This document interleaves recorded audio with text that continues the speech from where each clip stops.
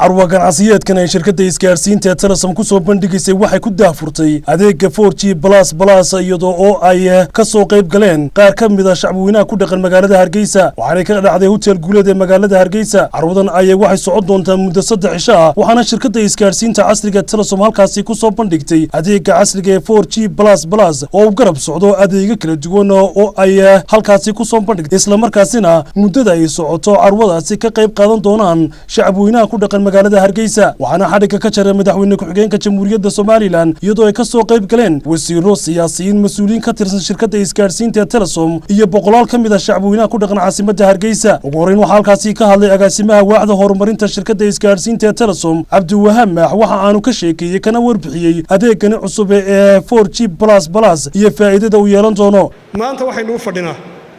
waan halkan inaan ku daafurna rabnaa adeega halkan inoogu qoran ee 4G plus waxa laga yaabaa in badan oo idin kamid ah inay isweydiiso 4G waan maqalay maxay macnaha tahay labadan balaas 4G ga la raaciyay waa su'aasha aynu rabno inaynu maanta ka jawaabno waynu ognahay oo adeega 4G waynu maqalay dalkeena uu yaalay laakiin muxuu maanta kaga duwaya adeega 4G plus wuxuu kaga duwaya teknoolajiyada evolution bay leedahay ama facyaal kala duwan oo istabayaal bay leedahay adeega 4G aynu maanta halkan u fadhinaa wuxuu inoo sahlayaa in mobilkaaga gacanta ku sidataa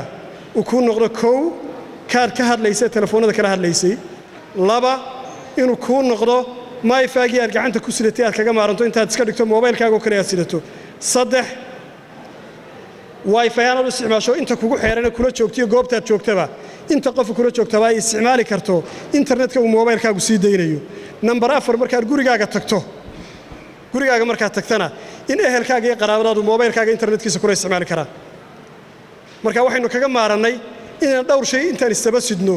kana gacan ku qaadana ama jeebka ku qaadana ama halkan dhigno mobilkan aan sidano inagoo culays ay inagu ahayd maamulaha waaxda suuqeynta Cabdiraxmaan Aadan Ismaaciil Cabdiraxmaan Ar ayaa sheegay in shirkadda isgaarsiinta casriga Telesom mar walba ku hawlan tahay sidii ay bulshada u soo gaarsiin lahayd adeegyo kala duwan oo casri ah adeegyada maanta aan soo bandhigno waxa kamid ah adeega casriga ah ee 4G plus oo runtii ah maaragtay dhinaca teknoolajiyada internetka adeegii ugu dambeeyay uguna casrisanaa sidaad nooga barateen shirkadda Telesom mar walba inaanu soo kordhino adeegyo cusub oo teknoolajiyada casriga ah la jaan qaado sidoo kale waxaanu maanta sameynay qiimo dhimis aad iyo aad u ballaaran macaamiishii isticmaali jirtay adeega internetka mobilka gaar ahaan 3G-ga GPRS-ka iyo 4G-gaba waxaanu sameynay qiimo dhimis ballaaran waxa iyaguna halkaasi ka hadlay wasiirka wasaaradda boosaha iyo isgaarsiinta agaasimaha guud ee wasaaradda boosaha iyo isgaarsiinta maayirka caasimadda Hargeysa Dr. Saadna Aadan Ismaaciil waxaana dhamaantood soo dhaweeyeen adeegyadan cusub ee ballaaran ay soo bandhigtay shirkadda isgaarsiinta Telesom gudoomiyaha rugta ganacsiga ee Somaliland iyo walibana Abwaan Baarleex halkaasi ka hadlay ayaa soo dhaweeyay adeegani madaxweyne ku-xigeenka Jamhuuriyadda Somaliland Cabdiraxmaan Cabdullaahi Ismaaciil Saylici ayaa waxa uu sheegay in maalinta ka dambaysa dalka Somaliland horumar casri ah ku talaabsanayo waxaanu aad ugu mahadnaqay shirkadda isgaarsiinta Telesom maanta waxaan halkan u joognaa inuu daafurno adeegan cusub ee soo kordhisay shirkadda Telesom oo ah shirkadaha ugu waaweyn Jamhuuriyadda Somaliland kuna hawlan mar walba inay ku soo kordhiso adeegyo cusub oo dadka dalka waxtar u leh aad iyo aad baan soo dhaweynaynaa waxaan leenahay hambalyo waxaan runtii ugu mahadnaqaynaa mar walba firfircoonida iyo maarta hawlgalida mar walba hawlgalayaan sidii mar ugu soo kordhin lahaayeen tartanka teknoolojiga ee ka socda dhammaan dunida marka saa la sheegayna teknoolojiyadu khasaare iyo faa'iido laba way leedahay waxaan ummadda ugu baaqaynaa reer Somaliland gaar ahaan dhalinyarta inay dhanka wanaagsan aad u isticmaashaan maanta waxaa ku jira dhammaan cilmigii quraankii iyo axaadiistooda ku jiraan hadduu maqal yahay iyo hadduu muuqaal yahayba waxaa ku jira aqoontii maadiga ku jirta oo nooc walba leh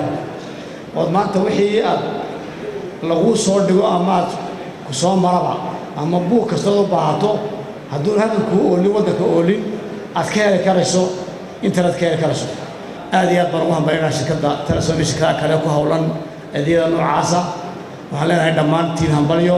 waan idinku mahadnaqaynaa iyadoo ay dhinacooga ka dareen celiyeen shacabweyne kala duwanaa ee ka soo qayb galay munaasabadan carwada ah ee ay soo bandhigtay shirkadda isgaarsiinta Telesom waa Khadar Maxamed Maxamuud iyo Cabdi Cumar Jibriil telefishin qaranka Somaliland hotel guuleed ee magaalada Hargeysa.